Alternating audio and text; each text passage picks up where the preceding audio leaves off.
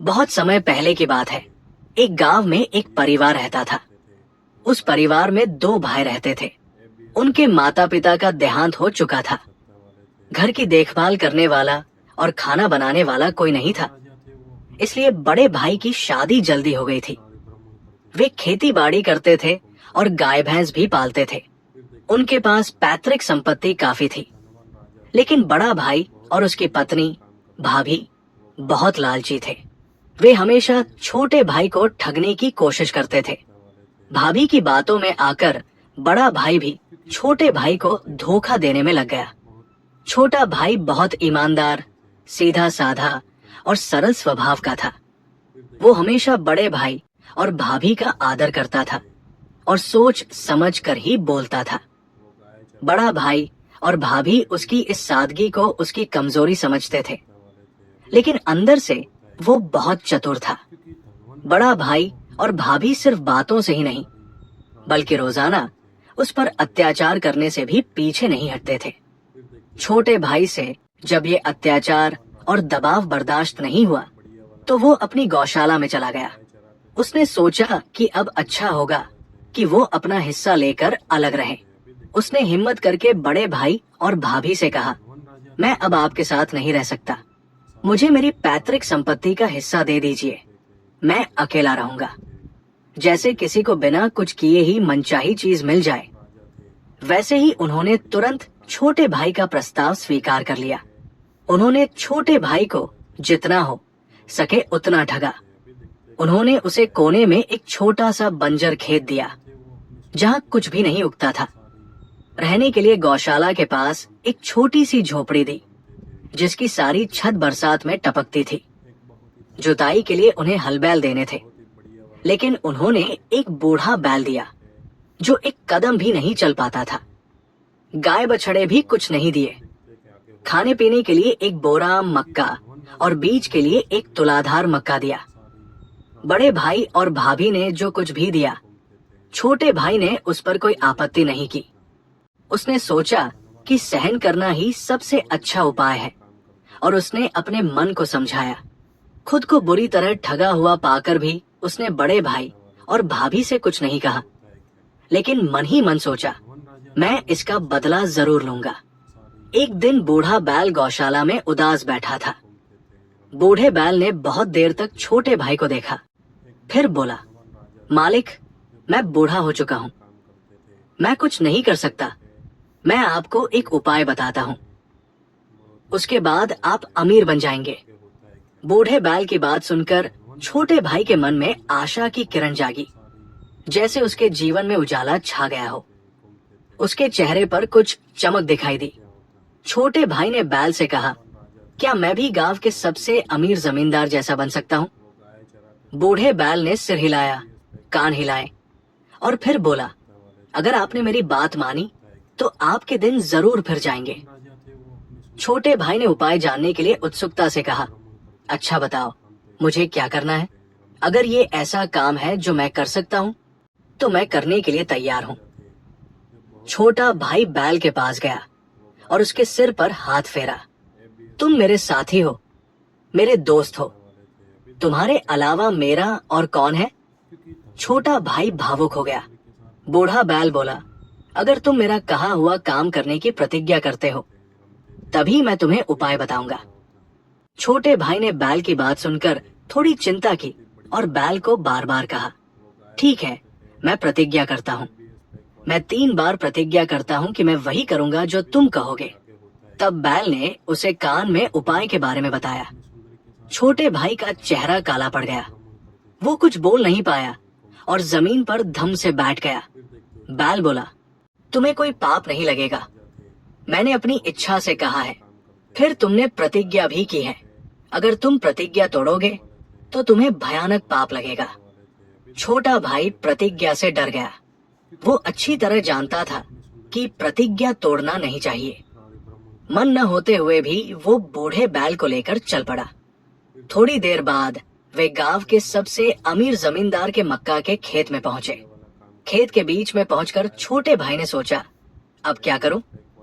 बैल ने 8-10 मक्के खाए और दूर से ऐसा दिखाया जैसे उसने मक्का के पौधों को बहुत नुकसान पहुंचाया हो। बैल बोला, जल्दी करो, अगर किसी ने देखा तो काम बिगड़ जाएगा। छोटे भाई ने बैल को उसकी बताई जगह पर ले जाकर छोड़ दिया। बूढ़ा बैल तुरंत मर गया। उसने मुश्किल से बैल को 4 पैरों पर खड़ा किया और उसके मुंह में एक खड़ा मक्का ऐसे ठूंस दिया जैसे वो खा रहा हो। उसके बाद वो जल्दी से मक्का के खेत के ऊपर एक ऊंची पहाड़ी पर पहुंच गया। छोटा भाई वहां से जमींदार बाबा के बारे में चिल्लाया, मक्का, बैल खा गया, मक्का, बैल खा गया। हाथ में लाठी लेकर लालची जमींदार बाबा मक्का के खेत की ओर दौड़े। उन्होंने देखा कि बैल मक्का खा रहा था और मक्का के पौधे भी टूटे हुए थे। ये देखकर जमींदार बाबा अपना गुस्सा रोक नहीं पाए और हाथ की लाठी से जोर से बैल को मारा। बैल लुढ़क कर गिर पड़ा। जमींदार ने किसी के देखने के डर से इधर उधर देखा। बैल को गिरा हुआ देखकर उन्हें यकीन हो गया कि बैल मर गया है। तभी ऊपर पहाड़ी से बैल मारा, बैल मारा। चिल्लाता हुआ छोटा भाई जमींदार बाबा की ओर दौड़ता हुआ आता दिखाई दिया। वो चीख रहा था, सावधान, बैल मत मारो। छोटा भाई कुछ ही देर में वहां पहुंच गया। जमींदार क्या करे क्या न करे की स्थिति में थे। वो चुपचाप मरे हुए बैल को देखते रहे। छोटे भाई ने कहा, अगर मेरी फसल खाई होती तो मैं कुछ नहीं कहता, लेकिन तुमने मेरा बैल क्यों मारा? अब मैं कचहरी में शिकायत करूंगा। उस समय गाय या बैल को मारना एक बड़ा पाप और अपराध माना जाता था। कचहरी में शिकायत करने पर मृत्यु दंड तक हो सकता था। जमींदार बाबा ने पहले किसी के देखने के डर से चारों ओर देखा और फिर छोटे भाई की ओर मुड़कर कहा, देखो बेटा, कचहरी में शिकायत मत करो। किसी को मत बताना कि मैंने बैल को मारा है। कह देना कि मेरा बैल खुद मर गया, वो बूढ़ा था। मैं तुम्हें चांदी के ढेर सारे सिक्के दूंगा। छोटे भाई ने तुरंत विचार किया और कहा, अगर आप ऐसा कहते हैं तो मैं ऐसा ही करूंगा। आपको फंसाने से मुझे क्या मिलेगा? जमींदार बाबा ने चांदी के सिक्कों का लेन देन अपने घर में ही किया और वे वहां से चले गए। छोटा भाई बैल के सिर पर हाथ फेरते हुए कहने लगा, दोस्त, तुमने मुझे क्या सिखाया? तुमने मुझे जीवन दिया। वो घर गया, फावड़ा लेकर आया और बैल को वही घंटों तक खोदता रहा। उसने एक बड़ा गड्ढा खोदा।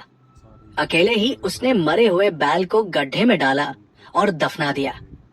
फिर छोटा भाई भी घर चला गया।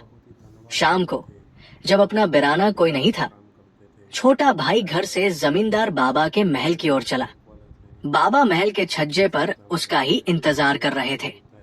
छोटे भाई के पहुंचते ही वे उसे अंदर ले गए। उन्होंने अपनी अलमारी में रखे जगमगाते चांदी के सिक्कों का एक बोरा भरा और छोटे भाई की ओर मुड़कर बोले, क्या ये एक बोरा तुम्हारे लिए काफी होगा बेटा? छोटे भाई ने जल्दी से कहा, बाबा, मुझे इतना ही बहुत है। जमींदार बाबा ने बोरा उठाते हुए कहा, ठीक है, ले जाओ। अपने घर गृहस्थी को अच्छे से चलाना। चांदी के सिक्कों से भरा वो बोरा लेकर वो घर चला गया। एक ही दिन में उसने उस बूढ़े बैल की सलाह से इतनी बड़ी रकम कमा ली। उसने बोरा घर की अनाज कोठरी में रखा और वहीं सो गया। अगले दिन सुबह छोटा भाई बड़े भाई के पास गया। उसने बड़े भाई से एक तुलाधार मांगा। बड़ा भाई धूर्त था। उसने सोचा, ये भिखारी एक तुलाधार क्या करेगा? उसने सोचा और भाई को एक तुलाधार दिया, लेकिन तुलाधार के ढक्कन पर थोड़ा गोबर लगा दिया। छोटे भाई के वहां से तुलाधार लेकर चले जाने के बाद उसने अपनी पत्नी से कहा, छोटे भाई ने ऐसा क्या पैदा किया होगा जो वो तुलाधार लेने आया है? शायद मक्का या बाजरा जैसा कुछ होगा। शायद वो ये दिखाने आया है कि उसने भी कुछ कमाया है। उसने कहा। छोटा भाई तुलाधार लेकर सीधा घर गया। घर में घुसने के बाद उसने मुख्य दरवाजा बंद कर लिया। कोठरी के पास पहुंचकर उसने बोरे से चमकते हुए चांदी के सिक्के बिछी हुई चटाई पर गिरा दिए। उसके बाद उसने एक तुलाधार भरते हुए बोरे में खाली कर दिया। एक तुलाधार भरते ही उसने एक सिक्का रखा। भर जाने के बाद उसने जमीन पर पड़े सिक्के गिने। कुल 10 सिक्के थे। छोटा भाई 10 तुलाधार चांदी के सिक्के पाकर दंग रह गया। उसने बोरे का मुंह बांधा और उसे पुरानी जगह पर रख दिया। वो वहां से तुलाधार लेकर सीधे अपने भाई के पास आया। उसने तुलाधार बड़े भाई को दी। तुलाधार का काम छोटा था, उसने तुरंत ले लिया। छोटे भाई ने कहा, ये लो तुलाधार। बड़ा भाई अंदर चला गया तो छोटा भाई भी चला गया। छोटे भाई का बड़ा भाई और भाभी अंदर मिले। उन्होंने तुलाधार के ढक्कन पर देखा। गोबर पर चमकता हुआ चांदी का सिक्का चिपका हुआ था। उन्होंने ये देखकर लालच में लार टपकाई कि इतने से मक्के में चांदी का सिक्का कहाँ से आया। देखो, तुमने बहुत धन कमाया है, मैं उसे बहका कर सब कुछ निकलवाता हूँ। हमें भी उसके कहे अनुसार पैसे कमाने चाहिए, बड़ा भाई अपनी पत्नी से कह रहा था। काफी दिनों से उसकी भाई से मुलाकात नहीं हुई थी। छोटा भाई भी अपने काम में व्यस्त था। एक सुबह अपना नित्य कर्म करने के बाद छोटा भाई बड़े भाई के घर निकला।